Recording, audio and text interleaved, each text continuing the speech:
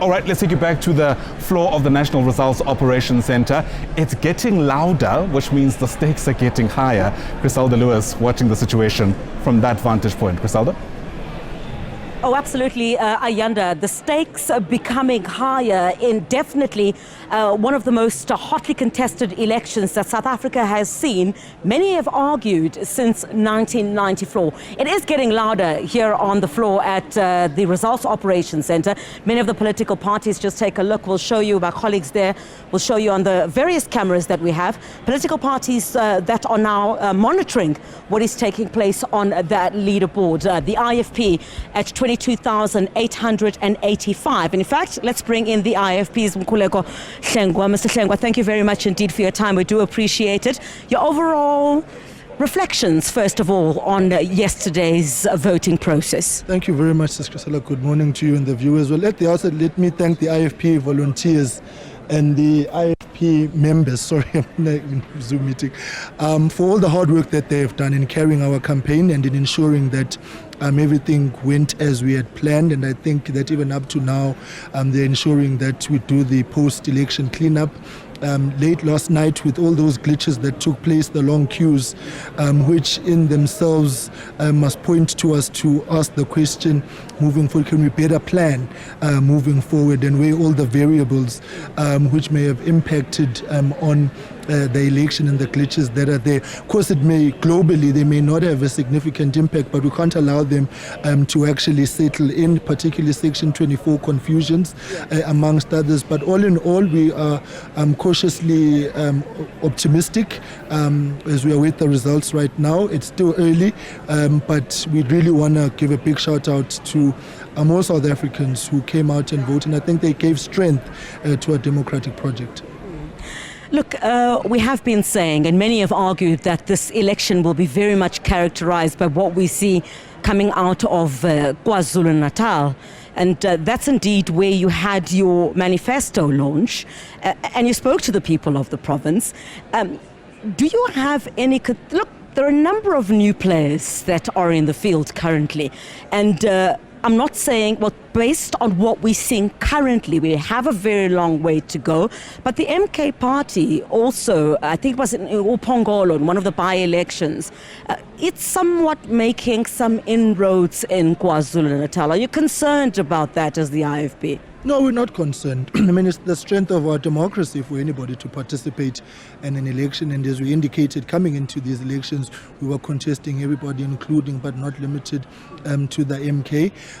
We're still going to look at the results in terms of where they may have made an impact insofar as we are concerned. But initial projections are telling us that whilst we may have taken a hit from the MK, the ANC is being decimated by the MK. Also looking at our own growth, right now in voting stations like Konobia, IFP is registering growth. Historically, we have been absent in those areas. So it's a toss-up of many variables, and I would say right now it's still early for us to have any speculation, but we take nothing away from the fact that the MK is making inroads.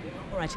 I was about to say that the focus, I guess, for you shouldn't be on the ANC and how you say it's being decimated, but who's taking from you as a political party. But just a couple of days ago, I was reading Aputatu Vilenkosi basically saying there's no way for a better, or for lack of a better word, that you're getting into bed with the ANC.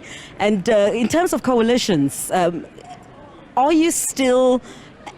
Your conversation at the moment, are you looking to that? Because if you look at what is taking place in KwaZulu-Natal, the entrance, of course, of the party that we spoke about, certainly the dynamics might somewhat change. Those are the projections at the moment, but we certainly don't know what the final outcome will be. Also, Mr. Chriselda, we are coming from a position of weakness. We are still regrowing the party, right? So in this election, every gain is a gain. And so we need to look at it in that context as well.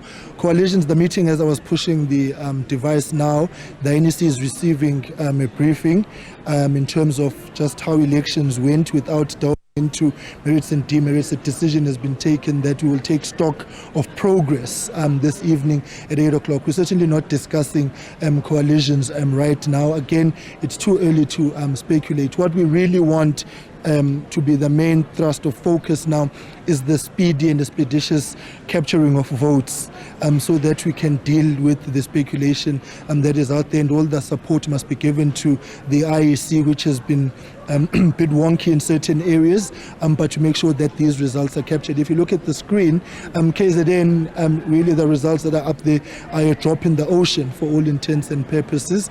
So we are really right now trying to make sure the structures guard the results, and we're doing, the head office has got an elections results center, and it is seized with the collation of results. So the waters will clear moving forward, but what we are certain about is that the IFP would have certainly grown from 2019 to date, and that for us will be a huge stride in the right direction as we consolidate our gains.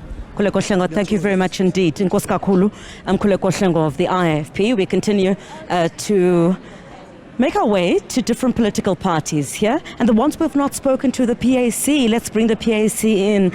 Good morning, Tata. Thanks indeed for your time. Your prospects, what are we looking at?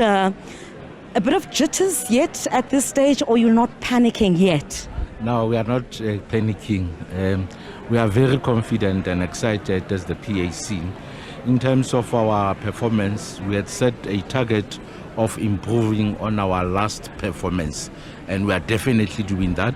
With the 13% that has came in, we are now at 3,000, which basically are voting stations that are predominantly from white areas and are small voting stations. That's where our constituency is not coming from. So once the results are coming from our own constituencies and what we are getting even from our party agents on the ground, it's indeed promising, and we are confident. And remember, one of the things that we did with these elections was to run a focused campaign.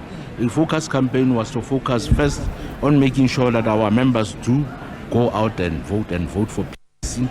And after that, then everyone else. So on that basis, we are very optimistic and very confident that we are going to achieve our target of improving in our last performance. Yes, some of the challenges, I think, for the PAC were internal battles within your own political party. Do you think that somehow, we don't know what the final outcome of this election will be and how well or how bad you'll do, but do you think that would also have been a decider while you tried to woo those voters? The internal battles within the PAC were quite ugly. Definitely, but we have since moved out of those. We are now having a legitimate constitutional and legal leadership of the PAC that is not contested by anybody. Although that came a bit late, we had settled our issues, legal issues and every other issue that related to the dispute around the leadership around June last year. So we had effectively a year or so to campaign. That's why we did not set the bar too high.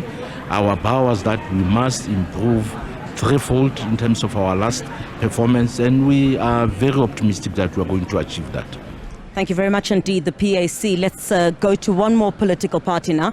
You know, of course, the new players, and we did speak to the ACDP a bit earlier on. Everybody wants to have a word about what we're seeing at the moment.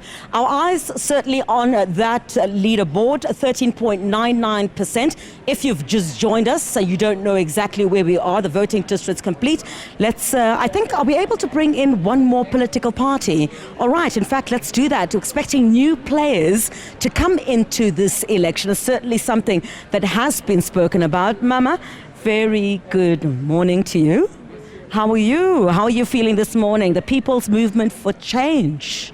How are you feeling this morning? Feeling well and excited because I'm a baby. You know, you're just 5 months, you know. But, you know, I'm just looking at that. I'm impressed.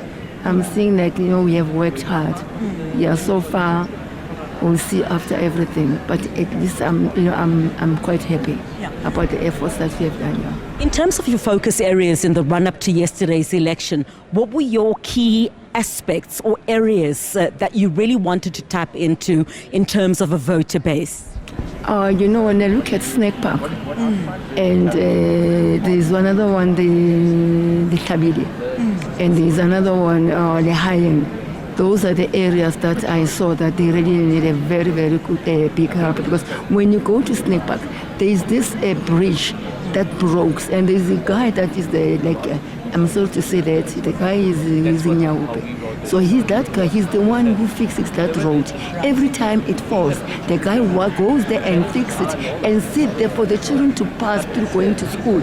Even on coming back, even people that come from Dobsonville to Snake Park, they are using the same bridge. It's such a disaster. So that's the place I'm worried about. If that place can be fixed, I'll be very excited. All right, those are certainly, basic issues that communities have been concerned about in these elections, as we have been crisscrossing the country in the run-up to the election and watching those millions of people who'd gone out to vote yesterday. We're certainly waiting to see what the voter turnout is and what that leaderboard will say in the next couple of hours.